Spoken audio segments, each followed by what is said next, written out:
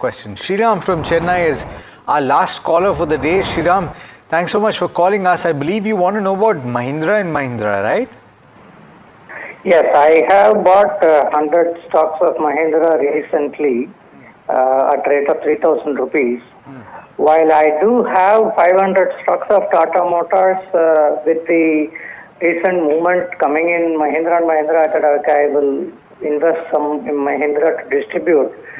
But I want to know the strategy that should I hold or shift to Tata Motors from Mahindra with a 1 to 2 years run. Okay, so it's a fundamental acquisition that you have made. Have you followed the recent updates? Is that why you invested based on the electric vehicle launch and all of that? BP fluctuations आपके Followed?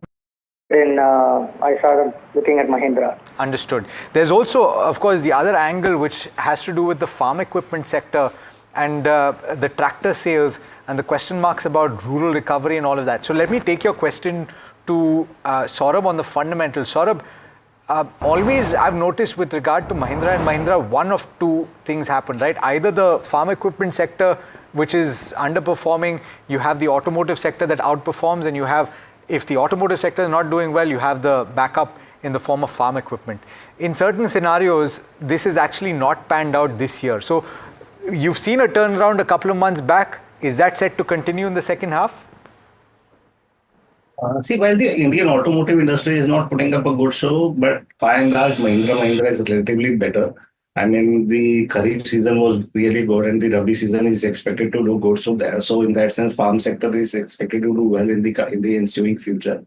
So in my opinion, I think the valuations are now on the higher side, but because it is the only stock which is doing good, if you compare it with the Maruti or maybe Tata Motor. So in that sense, I think if he is willing to hold for the long term, he can hold.